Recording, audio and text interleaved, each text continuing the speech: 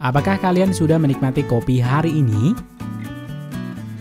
Kopi adalah minuman yang dapat diterima semua level golongan dan negara manapun. Minuman kopi sudah mulai dinikmati sejak abad ke-9, sehingga pengetahuan manusia tentang kopi, baik cara budidaya dan pengolahannya, sudah sangat banyak dan bervariasi di setiap negara.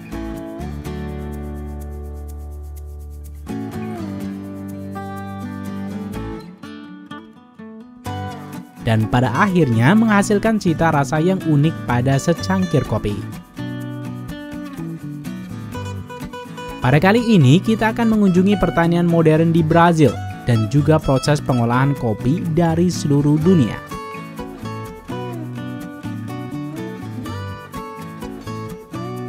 Liputan kali ini juga bagian dari request sahabat semua yang sudah menuliskan di kolom komentar.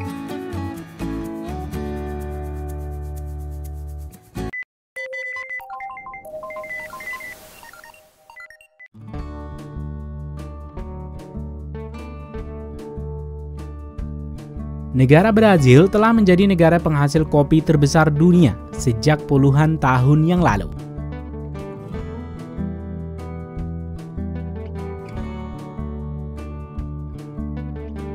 Negara ini memiliki sekitar 8 miliar pohon kopi dan 8 juta orang petani yang bertanggung jawab untuk memberikan kontribusi penuh atas 33% dari pasokan kopi dunia. Brazil juga menghasilkan kopi Arabica lebih banyak dibanding beberapa negara lainnya. Perlu kamu tahu, kopi Arabica termasuk ke dalam jenis kopi yang tumbuh pada dataran tinggi sekitar 1000 hingga 2000 meter di atas permukaan laut.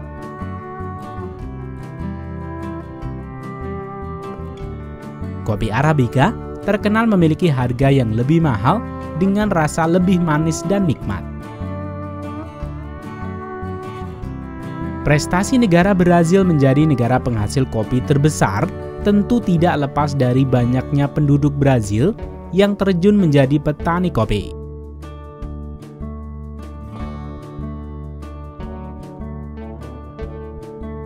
Sehingga pertanian kopi Brazil terdiri dari petani kopi tradisional dan juga petani kopi modern.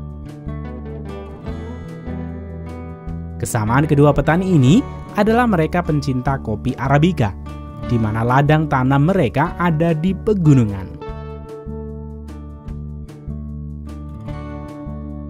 Setelah menemukan ladang yang akan diubah menjadi perkebunan kopi, langkah selanjutnya yang harus petani lakukan adalah membajak ladang kopi dan meratakan tanah serta menata media tanam.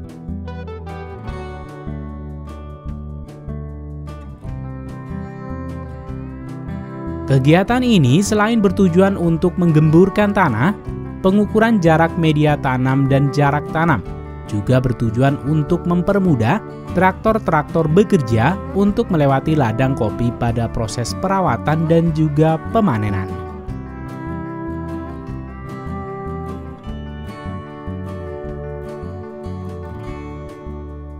Sementara itu, pada divisi pembibitan benih pohon kopi, mereka telah melakukan berbagai tahapan pemilihan untuk menghasilkan bibit kopi terbaik.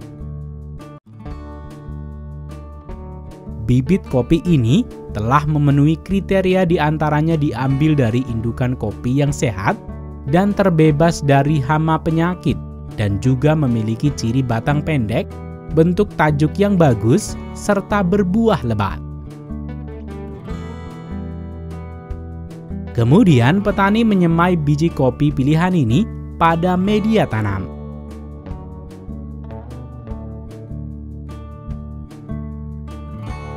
Setelah bibit kopi sudah berusia 10 hingga 12 minggu, maka bibit kopi sudah siap dipindahkan ke polybag.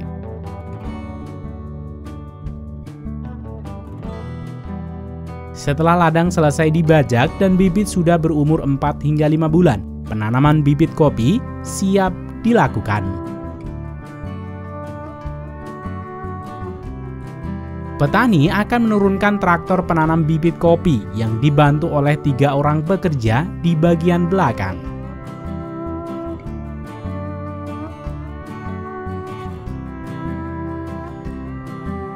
Traktor ini akan membuat lubang dengan kedalaman 15 cm dan menjatuhkan bibit pohon kopi ke dalamnya.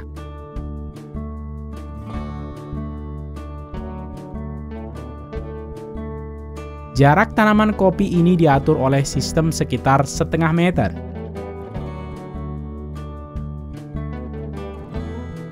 Setelah bibit kopi ditanam, traktor pembawa tangki air akan mengikuti di bagian belakang, sembari menyirami bibit tanaman kopi yang baru.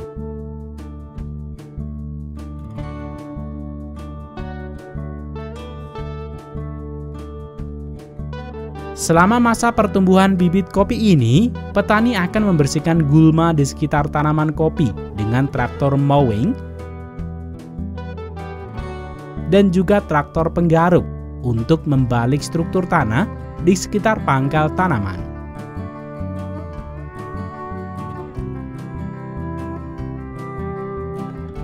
Kemudian pemupukan tanaman kopi akan dilakukan secara rutin dengan menggunakan pupuk kompos atau pupuk kandang untuk keberlanjutan kesuburan tanah. Akan tetapi, selain pupuk kandang, tanaman ini juga mendapatkan pemupukan kimia yang akan dilakukan 3 kali dalam setahun.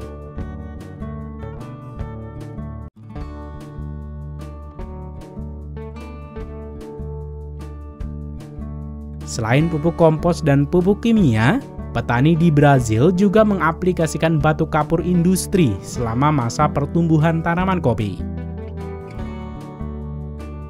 Dengan pemberian takaran yang tepat sesuai dengan kondisi tanah, terbukti dapat meningkatkan hasil kopi dan keuntungan ekonomi lebih dari 40%. Kemudian, perawatan yang tidak kalah penting adalah pengendalian hama tanaman kopi.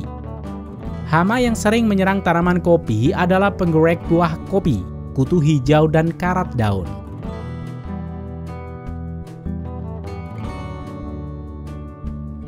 Pengendalian yang biasa dilakukan, petani akan menurunkan traktor penyemprot untuk mengendalikan hama dengan insektisida maupun fungisida sesuai jenis hama yang menyerang.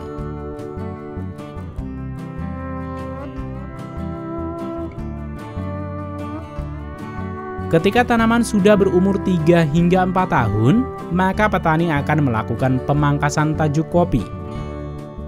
Tujuan dari pemangkasan tajuk sendiri yaitu mencegah pohon tumbuh terlalu tinggi.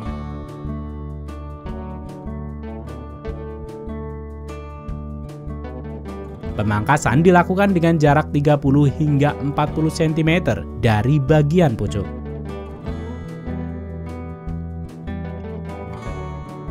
Selain melakukan pemangkasan bagian pucuk, petani juga akan melakukan pemangkasan pada bagian ranting yang rusak, kering, dan beberapa ranting yang tumbuh liar. Pemangkasan pada kopi ini bisa dilakukan selama 3 bulan sekali sebelum musim berbunga.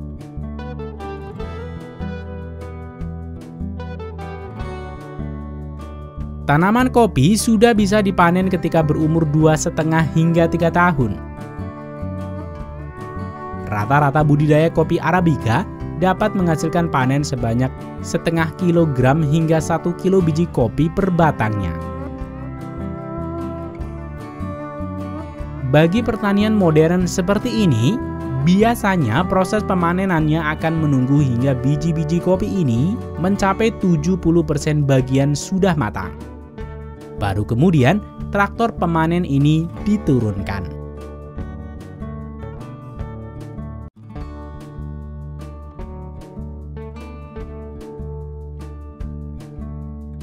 Prinsip kerja dari traktor pemanen ini hampir menyerupai traktor pemanen buah zaitun,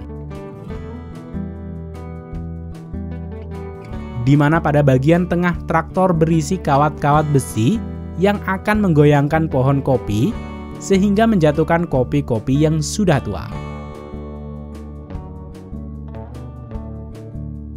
Namun karena kekuatan dari traktor ini, juga tidak jarang beberapa biji kopi muda akan ikut masuk tercampur dengan biji kopi tua.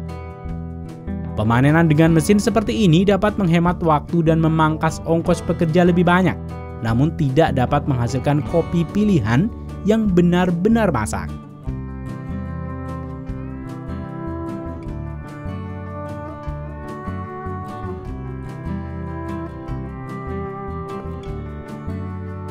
Sehingga beberapa petani modern lainnya memilih pemanenan secara manual untuk menghasilkan biji-biji kopi terbaik dan tua dengan sempurna, sehingga menghasilkan kopi terbaik dengan nilai ekonomi yang lebih tinggi. Pemanenan biji kopi secara tradisional dapat dilakukan sebanyak 3 kali dalam 1 bulan, dengan rotasi 12 hari sekali.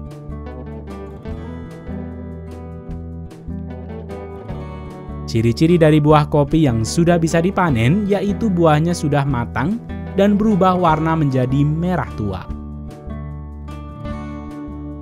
Buah-buah kopi yang terkumpul ini masih memerlukan waktu dan proses yang panjang sebelum akhirnya dapat kalian nikmati di rumah.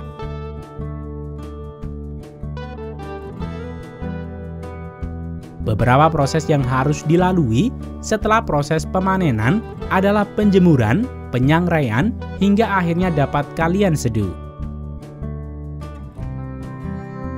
Setiap proses tersebut akan mempengaruhi aroma dan cita rasa kopi di lidah kalian. Proses pengolahan kopi selama di kebun menentukan kualitas kopi sebesar 60%. Kemudian 40% lainnya dipengaruhi oleh proses pengolahan pasca panen.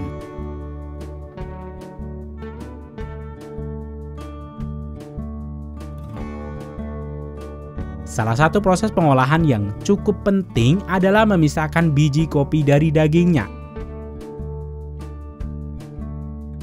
Metode yang digunakan untuk memisahkan biji kopi pun banyak variasinya.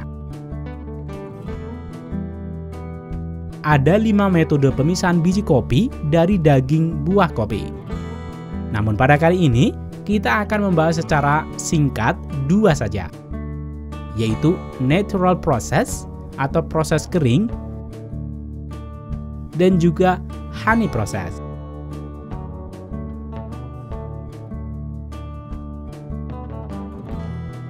Natural process merupakan metode pemisahan biji kopi yang paling tua.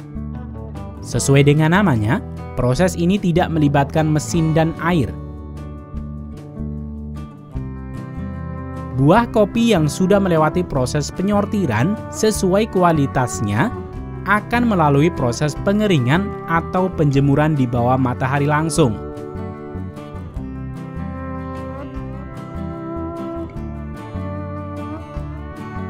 Beberapa petani kopi terkadang menjemurnya pada permukaan berpori seperti anyaman bambu atau semacamnya, sehingga memberikan aliran udara mengalir di bawahnya. Buah kopi yang dijemur ini tidak dikupas terlebih dahulu, melainkan dijemur bersama kulit dan daging buahnya.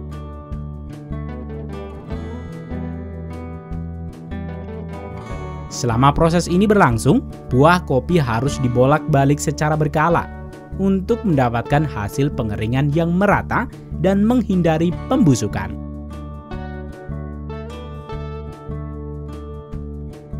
Sesuai dengan namanya, proses ini membuat buah kopi mengalami fermentasi secara alami dan terkelupas dengan sendirinya.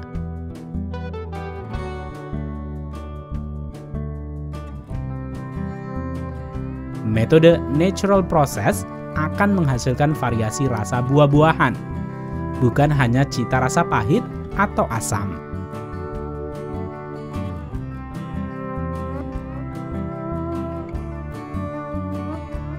Selanjutnya adalah metode honey process. Metode honey process untuk memisahkan biji dari buah kopi ini biasanya dilakukan di negara El Salvador dan Costa Rica. Metode honey process adalah hasil kombinasi dari dry process dan wash process. Proses pengolahannya dimulai dengan buah kopi yang dikupas menggunakan mesin depulper untuk menentukan seberapa banyak daging buah yang dibiarkan melekat pada biji kopi sebelum nantinya dijemur.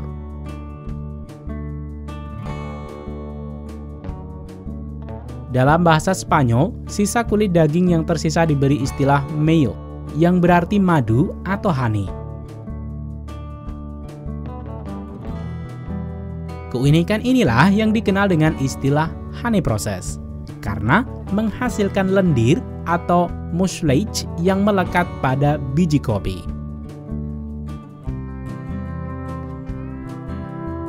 Setelah biji-biji kopi ini dikupas dan dikeringkan, selanjutnya biji-biji kopi ini akan dimasukkan ke dalam karung goni, di mana karung goni ini akan dikumpulkan oleh pengepul yang selanjutnya masuk ke proses ekspor ke berbagai pabrik pengolahan kopi dan kafe di seluruh dunia.